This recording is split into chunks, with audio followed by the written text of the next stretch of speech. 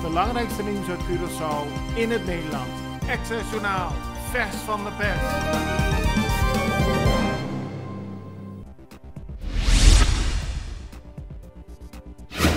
Eerder deze week berichten we al over spanningen binnen de SDKK-gevangenis. Werknemers zouden het niet eens zijn met de wijze waarop een crisisteam probeert veranderingen door te voeren in de gevangenis.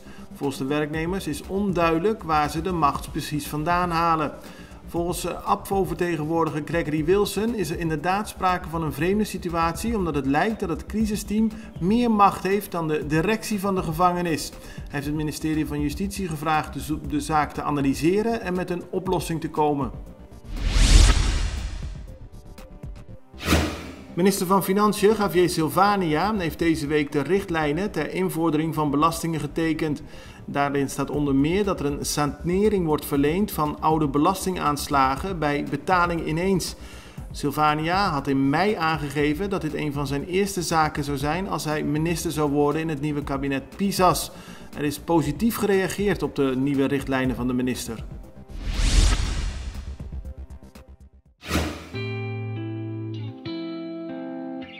Agua y corriente é essencial para nos vida diário.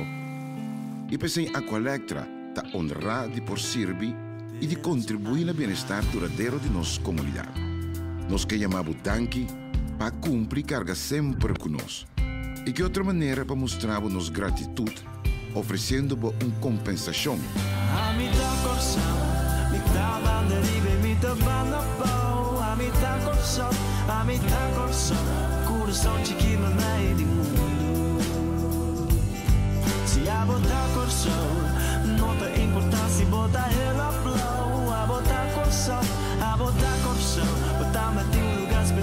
Vou conseguir registrar e aplicar tranquilo via aqualectra.com/dankinabo of chama 0800 0135. Muito nos contribui na melhor Curaçao. De CHATA, de organisatie voor bedrijven in de toerismesector op Curaçao, is blij met de reserveringscijfers voor de maanden juli en augustus. Die zien er goed uit en daarmee heeft de CHATA weer positief nieuws over ons toerisme. Wel moet er zo snel mogelijk een Curaçao Health App komen, vindt de organisaties.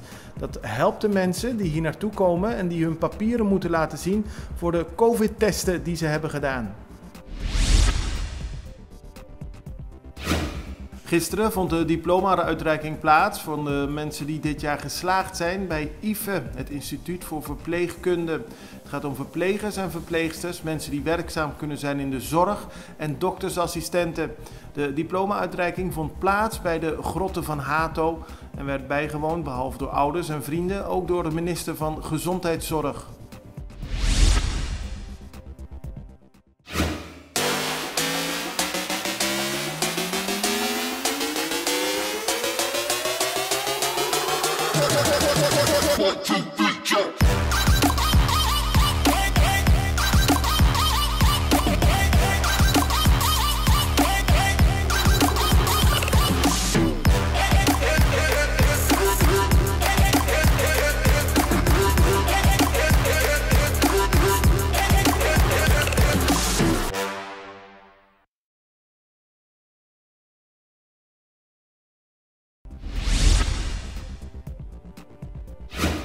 De politie heeft gisteren bekendgemaakt dat ze een man hebben aangehouden die wordt verdacht van het plegen van een gewapende overval in Dijn op 28 juni. Het betreft een 30-jarige man die gisteren is aangehouden op de Divi-Divi-weg.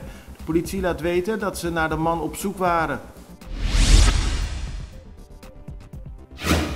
Er zijn veel zorgen over de Curaçaose voetbalselectie. Zoals bekend zijn die nu in Dallas in Amerika ter voorbereiding voor de Gold Cup 2021. De Curaçaose Voetbalbond heeft laten weten dat een deel van de selectie positief heeft getest op het coronavirus.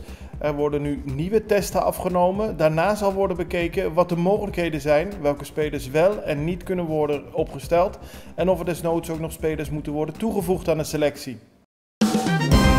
Het belangrijkste nieuws uit Curaçao in het Nederland. Access Journaal, vers van de pers.